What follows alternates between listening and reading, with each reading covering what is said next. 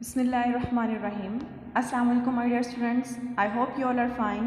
Today we are going to start our lecture number 10 from your chapter number 5 water, and the topic is cleaning of water. So students let's come to our topic cleaning of water कि water को किस तरह से clean करना है। तो इसमें बेटा वाटर जो है इम्प्योर वाटर, उसमें क्या क्या चीज़ें मौजूद होती हैं, जर्म्स, डर्ट, साल्ट और दूसरे जो हैं डिज़ोल्व थिंग्स मौजूद होती हैं जो कि नज़र भी नहीं आ रही होती हैं। तो वो सारी चीज़ों जो हैं वो उसको क्या कर देती हैं, इम्प्योर कर देती हैं। जब पानी इम्प्योर हो जाता है तो वो पीने के काबिल नहीं रहता है, उससे पिया नहीं जा सकता क्योंकि उसको अगर पिएंगे तो उससे डिजीज़ कॉज होंगी। तो इस वाटर को क्लीन करने के लिए ताकि उसको ड्रिंकेबल बनाया जा सके तो एक मेथड यूज़ किया जाता है जिसे कहा जाता है, डिफरेंट मेथड्स यूज़ किए जाते हैं जिन्हें कहा जाता है प्योरीफिकेशन ऑफ वाटर। ठीक है, तो पानी को क्लीन करने का मेथड है प्योरीफिकेशन ऑफ वाटर। इसमें several types of methods use किए जाते हैं पानी को प्योर करने के लिए, जिनमें जो है हम कुछ जो हैं इस आपकी बुक में बताए गए हैं जो वो पढ़ेंगे हम, जिनमें है filtration, boiling, chlorination, uses of potash alum and final is distillation.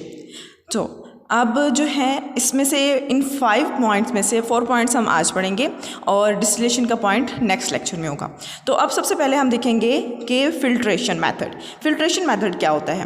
Bye filtration इन जो लेबॉर्ट्रीज़ हैं इनमें जो है फिल्ट्रेशन मेथड यूज़ किया जाता है और ये बहुत ही चीप मेथड है, इसको यूज़ करना बहुत ईजी है, जिसकी मदद से जो है वो स्मॉल अमाउंट ऑफ वाटर जो है क्लीन की जाती है। ठीक है, कुछ ही मिकदार जो है उसकी क्लीन की जा सकती है। इसमें पेपर जो है फ़िल्टर पेपर यूज़ किया जाता है या फिर फिल्टर क्लॉथ यूज़ किया जाता है ताकि उसमें से इम्प्योर सॉलिड्स जो हैं उनको सेपरेट कर लिया जाए हमारे जो है वो लिक्विड में से।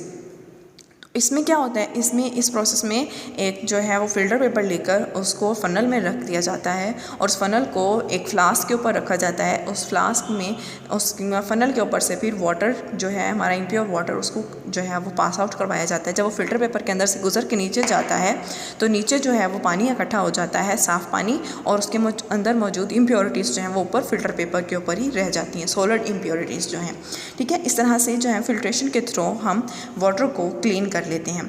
ये क्लीनिंग प्रोसेस है और इसके थ्रू जो हैवी मटेरियल्स हैं उनको रिमूव करवाया जा सकता है इजीली। ठीक है, और इस तरह से बेटा जो माइक्रोस्कोपिक ऑर्गेनिजम्स हैं वो तो इसमें से डिज़ोल्व नहीं हो सकते हैं, प्योर नहीं हो सकते हैं, फ़िल्टर नहीं हो सकते, इसलिए इनके लिए फिर अदर मेथड यूज़ किया जाता है।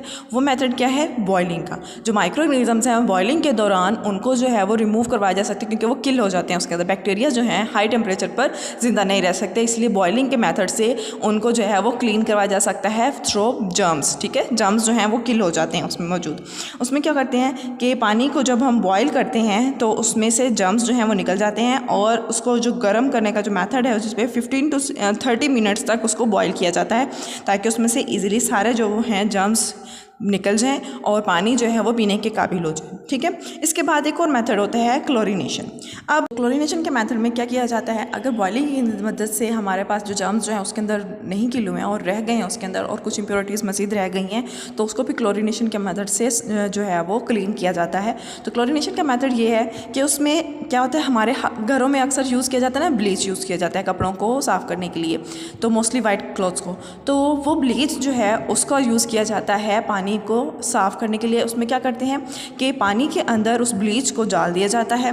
उस ब्लीच के डालने से क्या होता है कि उसकी मिकदार इस तरह से जो है वो मेंटेन की जाती है, जैसे कि जो है वो क्लीन वाटर का जो वॉल्यूम है, अगर 1 लीटर हमने लिया है तो उसमें ब्लीच के 3 ड्रॉप्स को ऐड करेंगे, और अगर 2 लीटर लिया है तो उसमें 5 ड्रॉप्स को ऐड करेंगे। उनको ऐड करने से क्या होगा कि उसके अंदर मौजूद जो इम्प्योरिटीज़ हैं वो एक जगह से जो है उसके साथ अटैच हो जाती हैं, गिल हो जाती हैं और उनको उसमें से सेपरेट कर लिया जाता है और पानी जो है वो प्योर हो जाता है। उसके अंदर जो जर्म्स हैं वो सारे जो हैं वो किल हो जाते हैं, मर जाते हैं। ठीक है, ये होता है क्लोरीनेशन का मेथड। क्योंकि इसमें क्लोरीन मौजूद होता है इसलिए इस प्रोसेस को क्लोरीनेशन मेथड भी कहा जाता है।